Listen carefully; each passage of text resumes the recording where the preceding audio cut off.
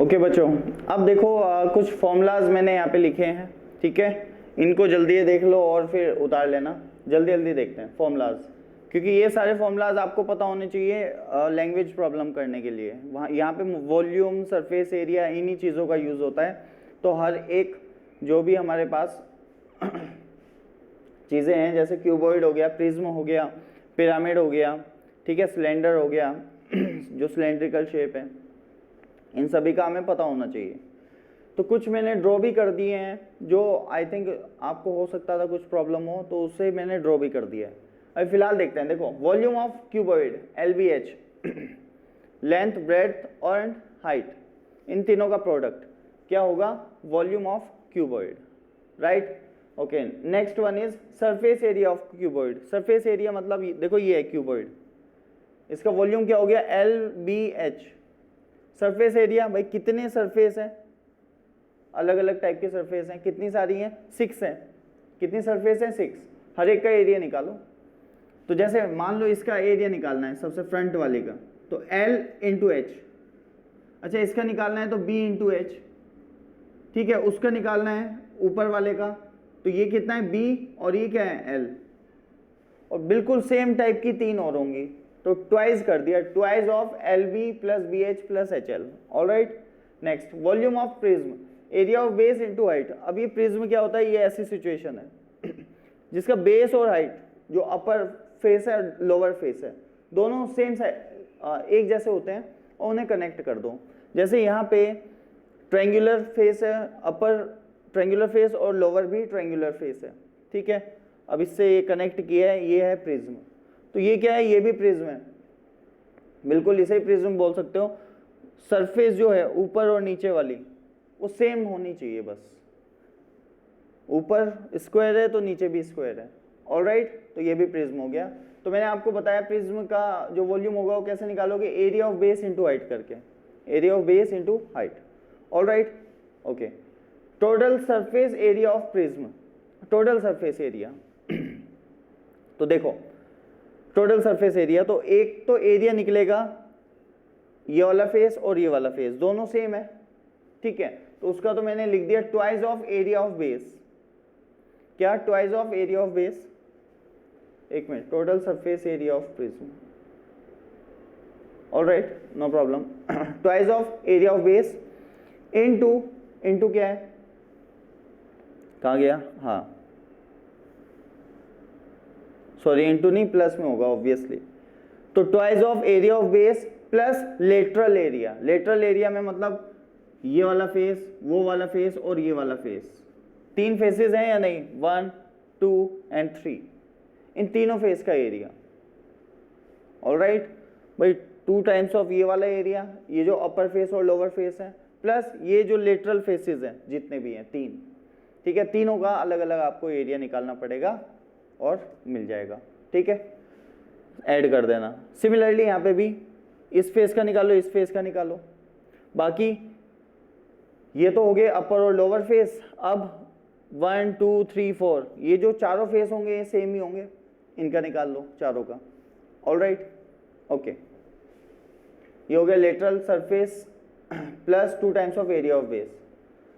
Volume of pyramid, pyramid मतलब tetrahedron भी बोलते हैं इसको, पिरामिड को।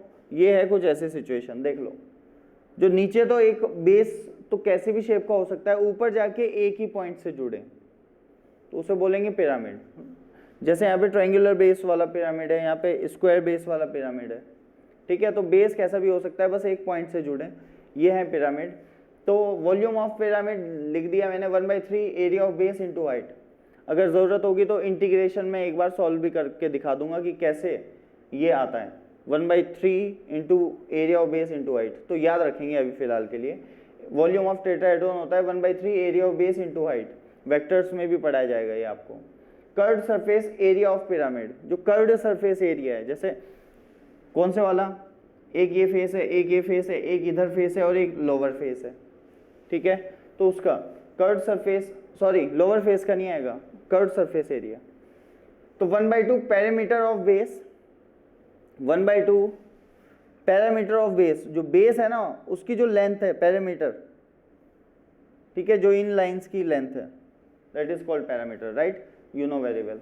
तो 1/2 parameter of base into slant height, जो हाइट है ऐसे वाली, इसका मतलब ध्यान से देखो, ये जो ट्राइंगल्स हैं फेस पे इसके, सही है ना, ऐसे ट्राइंगल्स है ना, देखो एक ट्राइंगल ऐसे है, ध्यान से देखना मेरी बात, ये और ये, ऑलराइट, बात समझ आ रही है, कैसे है, ये और यहाँ पे एक लाइन मान लो, अब ये इसमें से एक एक लाइन ऊपर जा रही है, तो हर ये वाला फेस, ये वाला फेस, ये वाला फेस, ये तीनों ट्रायंगुलर फेसेस हैं। अब हाइट से क्या मतलब है, जो वो ट्रायंगल है, जो फेस है ऐसे वाला एक, उसकी हाइट मतलब ऊपर से बेस की परपेंडिकुलर डिस्टेंस, उसे मैंने हाइट बोला है, क्लियर। अब कुछ लोग इसे ना मान ले हाइट, समझना, इस लाइन की लेंथ नहीं, ये जो ट्रायंगल है ना, ट्रायंगल के जो अपर पॉइंट है उससे उसके बेस पे जो परपेंडिकुलर डिस्टेंस जाएगी उसको बोला है मैंने हाइट। तो मैंने यहाँ पे मेंशन भी कर दिया होगा। Okay, slant surface of pyramid are triangles हैं, ठीक है, तो उनकी हाइट। चलो, volume of cone you know very well, 1/3 pi r square h. Surface area of cone is pi r into r plus l, ये तो बचपन से पढ़ते आ रहे हो तुम। Curved surface area of cylinder is 2 pi r h, you know very well. Total surface area of cylinder is 2 pi r h, ठीक है, plus 2 pi r square. 2 pi r h तो ये curved surface area, plus upper face और lower face, इनका area गोल होते हैं, cylinder बनाने की जरूरत तो है नहीं, ठीक है, तो 2 times of pi r square. Okay, volume of sphere is 4/3 pi r cube. Surface area of sphere is 4 pi r square, याद रखें, पाई आर स्क्वायर बोल देते हैं कुछ लोग, 4 पाई आर स्क्वायर।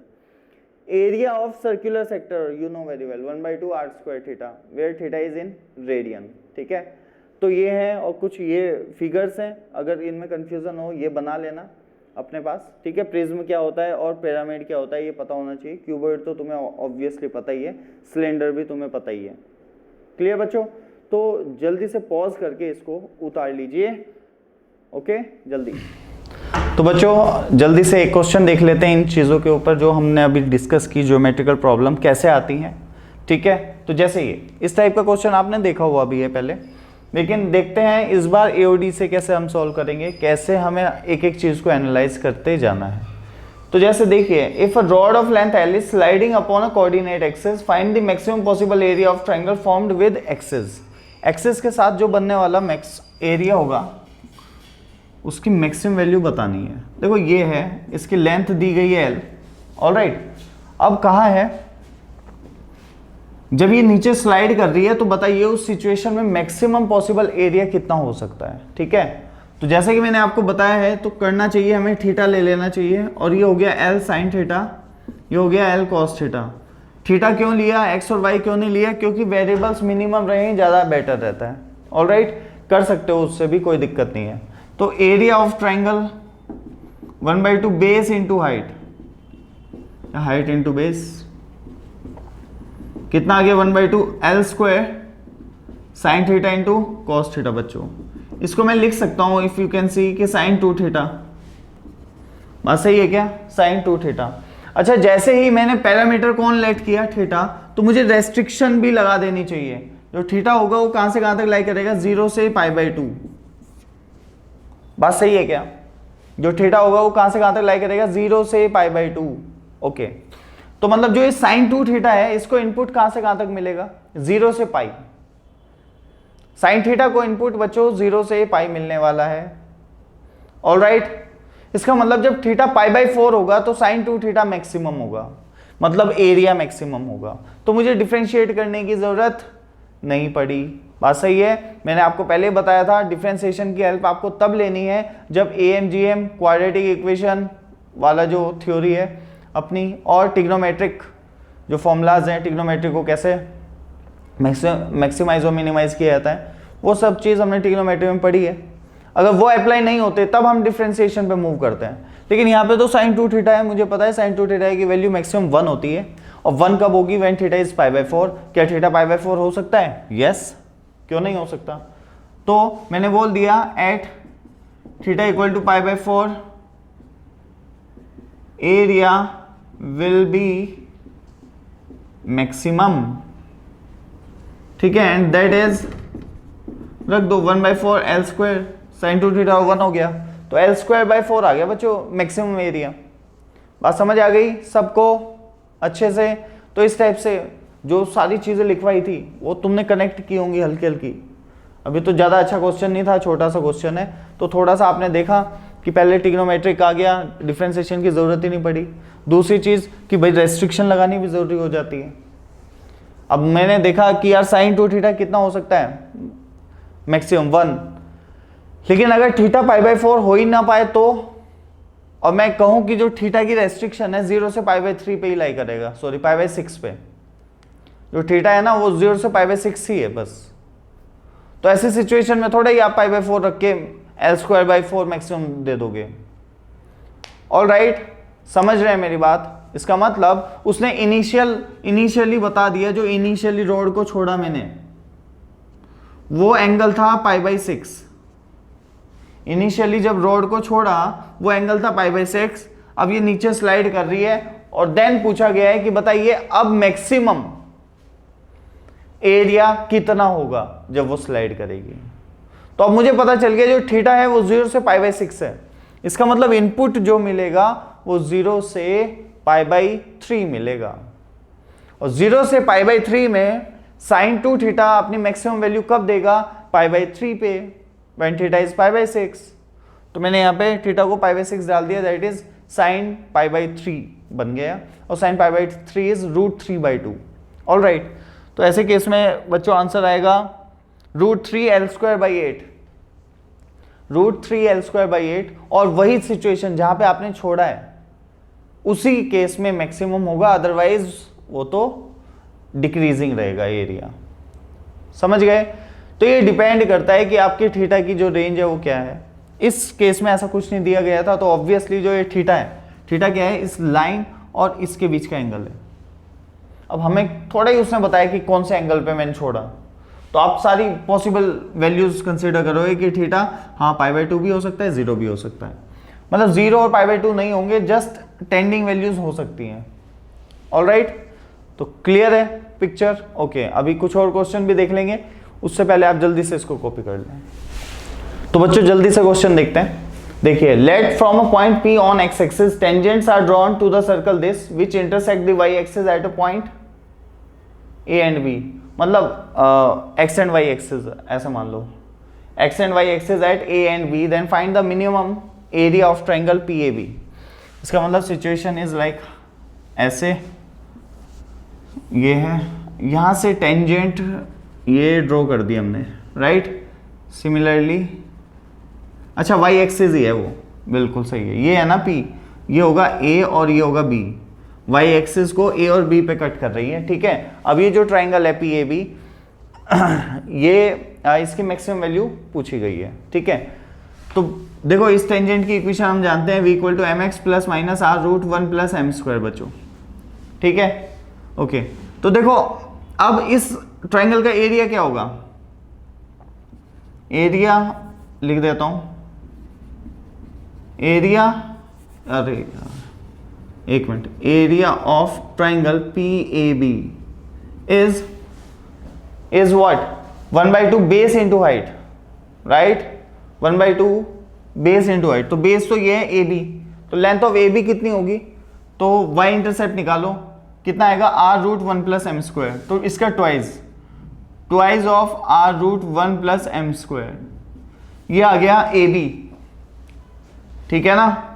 x को 0 डालोगे तो y आएगा r दिस, उसकी हाइट तो ये है ओरिजिन से लेके A तक, सिमिलरली ये भी उतना ही होगा। ऑल राइट, तो मैंने ट्वाइस कर दिया, तो length of AB is this and length of this OP, अगर ये O है तो लेंथ ऑफ OP बच्चों कितनी होगी, चलो यहाँ पे लिख देता हूँ AB × OP, ठीक है। अब OP कितना है, x इंटरसेप्ट करें, कितना आएगा, r√1 + m² divided by m। All right guys, बात समझ आ रही है? ओके, ये आ गया फाइनली हमारा एरिया, आई होप सो, ठीक है, यही है बिल्कुल। अब देखो यहाँ पे इसको मल्टीप्लाई करो जो हो सके, तो 2r², ये बना क्या 1 प्लस m² और divided by m। All right, 2r², ये क्या आ गया m प्लस 1/m, क्या m प्लस 1/m। क्लियर है बच्चों? ठीक है, ओके। अब हमें एरिया निकालना है, तो एरिया में ऑब्वियसली जो m होगा वो पॉजिटिव होना चाहिए, नेगेटिव का कोई सेंस नहीं है। ठीक है, तो एरिया तो पॉजिटिव ही आता है। ओके, तो मान के चलो m पॉजिटिव है, मतलब यही सिचुएशन इधर भी बनाई जा सकती है, तो स्लोप पॉजिटिव हो जाएगा, या माइनस बाहर लगा दो इसमें, तो बात सही है, कोई दिक्कत नहीं है। इसकी मिनिमम वैल्यू क्या होगी m प्लस 1/m की, ऑब्वियसली 2। सही है, AMGM ऑब्वियसली 2, और ये हो जाएगा 4r², बात खत्म। कितना आ गया 4r², तो ये जो है ना इसकी मिनिमम वैल्यू आएगी 4r²। अब इसने क्या पूछा था, बिल्कुल minimum area of triangle PAB, तो मिनिमम तो एग्जिस्ट कर रहा है, मैक्सिमम का कुछ हम बोल नहीं सकते ऐसे, समझ गए? ऑल राइट, ठीक है। तो अभी भी हमने देखा कि डिफरेंशिएशन की यहाँ पे भी जरूरत नहीं पड़ी। अच्छा चलो, अच्छा अगर वो पूछें कि बताइए एरिया कब होगा मिनिमम, तो मैंने बताया है AMGM में व्हेन टर्म्स आर इक्वल, तो m equal to 1/m, that means m² equal to 1 और m इक्वल टू क्या +-1। इस सिचुएशन में होगा ये काम। तो मैंने m की वैल्यू m प्लस 1/m को क्या लिया है 2, उसकी मिनिमम वैल्यू क्या लिया है 2, तो ऑब्वियसली m -1 तो नहीं होगा। लेकिन अगर आप ध्यान से देखो, ये जब ये होगा 45, या इधर भी ऐसे सिनेरियो हो, ये 45, तो ये वाला एरियाज जो होंगे ना ये मिनिमम होंगे। ठीक है भाई, इसका मतलब ये है कहने का। ठीक है, अब नेगेटिव में हो या पॉजिटिव में हो कोई टेंशन की बात नहीं है। तो आप, मैंने बताया ना ज्योमेट्रिकल प्रॉब्लम है, तो ज्योमेट्री से आप समझ सकते हैं कि हाँ m नेगेटिव भी होगा तो चलेगा, पॉजिटिव होगा तो भी चलेगा। एरिया दोनों ही केस में क्या होगा, मिनिमम होगा when theta is 45 degree. Theta is what, this angle. All right, ठीक है, तो ऐसे करते हैं सॉल्व। अभी तक डिफरेंशिएशन वालों पे हम आए नहीं है, तो आज के लिए बच्चों हम इतना ही रखेंगे। नेक्स्ट लेक्चर में हम देखेंगे कि डिफरेंशिएशन वाले क्वेश्चन कैसे बनते हैं और कैसी कैसी सिचुएशंस क्रिएट की जा सकती हैं। अच्छे क्वेश्चंस बनते हैं। ठीक है, IIT में तो क्वेश्चन आते ही आता है एक, और तुम्हारे बोर्ड में तो आना ही आना है। ठीक है, तो कैसे आते हैं हर जगह, बोर्ड हो, मेंस हो, एडवांस हो, उन पे हम नेक्स्ट लेक्चर्स में डिस्कस करेंगे। All right, then pause the video and note it down fast.